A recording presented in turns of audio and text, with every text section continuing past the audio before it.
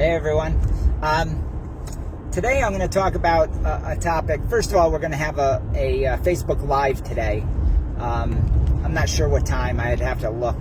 Michelle sets all that up. But you can find it on the Freedom Model. But today I want to talk about how to move on after you've deprogrammed from AA and you've left AA. Probably the second or third most popular question we get is when you leave AA and you leave the recovery society, right? This whole idea of being broken and having to be involved in a recovery process or activity. How do you move on? What do you do? How do you find friends? And I remember that. When you define yourself by a habit you used to have, that's what recovery is. You're literally bringing the past into the present and keeping it alive. That's what recovery is. When you get rid of that, you're suddenly faced with the fact that you have a tremendous amount of time and resources available to you, which is unnerving, which can be unnerving because people aren't used to it. Think about this. You were getting high or drunk for sometimes years. Maybe your last bender was months long, or you've defined yourself by this problem that you've had.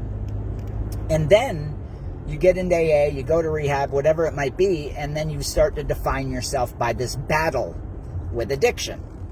And this, this whole recovery lifestyle. I'm a person in recovery. And then we come along and we show you that you don't have to do that you can let all of that go and you can move on with your life. And so people read the Freedom Model, or they come through our retreat, or they do private instruction, or they do our 23 days lessons, or whatever it might be. And then they deprogram and they're like, oh my God, I can simply move on.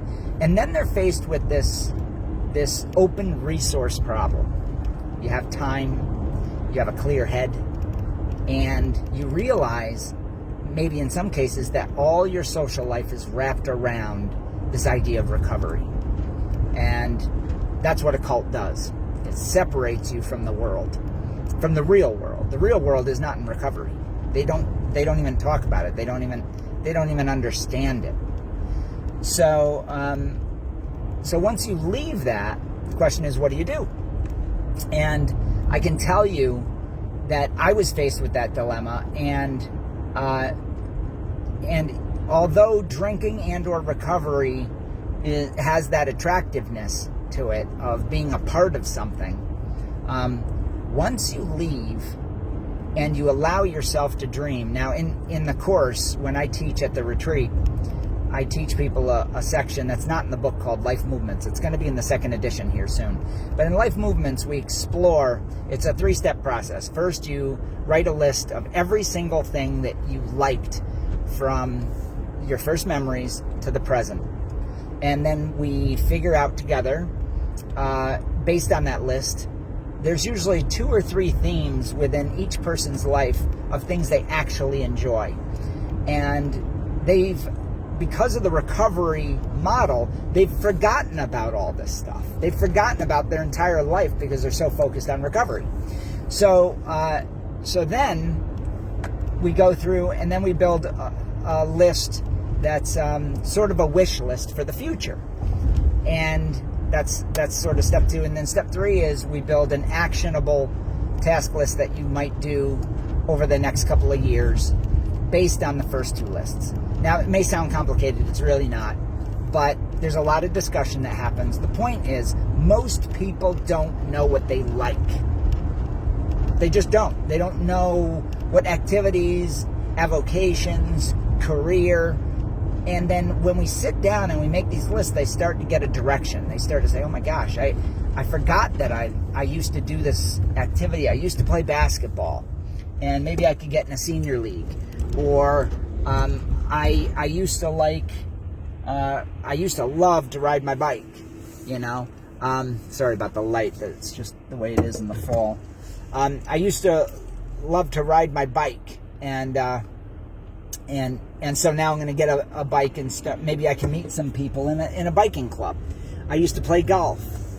Maybe I need to get in a golf league. Now, everybody gets paranoid because they're like, everybody drinks, everybody drugs, and that's not true. That's only because you were in a demographic where that was the case and your world revolved around it, but it's actually a very small percentage that drinks or drugs the way you used to. And you know what else? Because you're not worried about triggers, who cares if you meet up with people that drink? Doesn't mean you have to, right? It doesn't make you the odd man out if you don't. Lots of people don't, and I discovered that. So it's just a matter of swinging the bat at different options that exist in your world and just trying out stuff. And then discovering whether you like it. Now, in Life Movements, you have that last list of actionable items. We call it the swing the bat list. You're swinging the bat. Sometimes you're going to miss. You cross that off. You add a new item on there, and then you try that one out. And eventually what happens is you have a whole bunch of items that are crossed out. It's a process of elimination. And then you have 5 or 6 that really kind of were home runs. And for me, that was going back to college, boxing, playing the drums, and hunting. The outdoors was a big key for me as an avocation, and my career, of course, with addiction studies and research. So I had 5 things that I discovered that I truly enjoyed. Now, it took me some time to figure all those things out, and I was nervous with a lot of it. Going out and getting drum lessons, for instance, or going out and finding a trainer when I boxed. That was sort of getting out of my comfort zone. Going to a gym, I was nervous when you enter that kind of world. But I was younger then, Now my life is basically hunting my kids and things like that. But it doesn't have to be anything complicated, because I'll give you another example of something that was on my list. And that was, and remains on my list today, and that was, I'm going to look my kids in the eye and tell them I love them and hug them and, give a reassuring touch every day that I see them. And it's easy to forget the little things. And that adds value to my life. That may not seem like a big thing, but in my case, I didn't have parents that did that at all. I wasn't touched at all. It's just the way I grew up. And that was, I find that very important with my children. It's established this wonderful, loving, trusting relationship.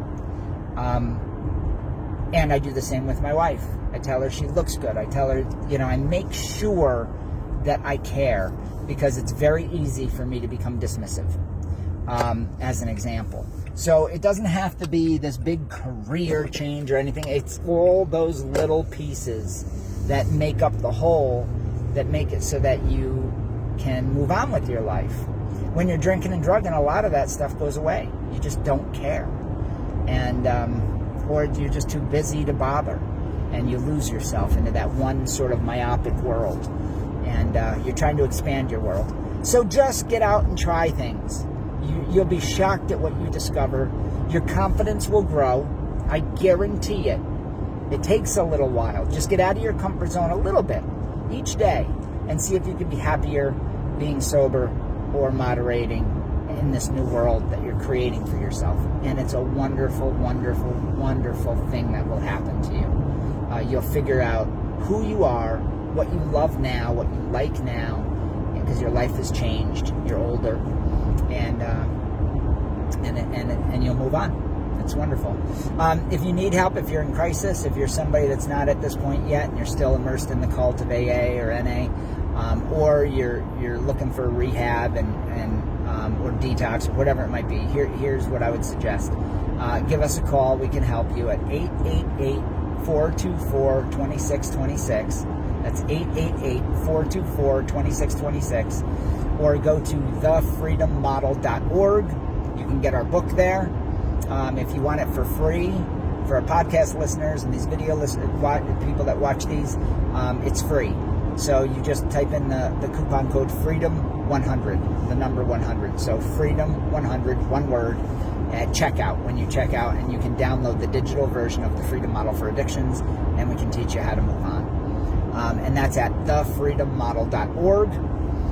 If you want to know about our retreat, and you need to go somewhere to get your life together, you need the sort of the crazy to stop at home, and you need to get away, I would go to Sober Forever. That's soberforever.net. And that website is strictly for the retreat. And that's the St. Jude retreat that we've been running for 31 years. So soberforever.net, thefreedommodel.org. And for Freedom Model Private Instruction, if you want to stay at home but you still want to learn one-on-one and have video lessons, you can go to leaveaddictionbehind.com. leaveaddictionbehind.com. And here's the number again, 888-424-2626. If you need detox, go to Gallus Detox, contact them. It's GALLUS detox.com.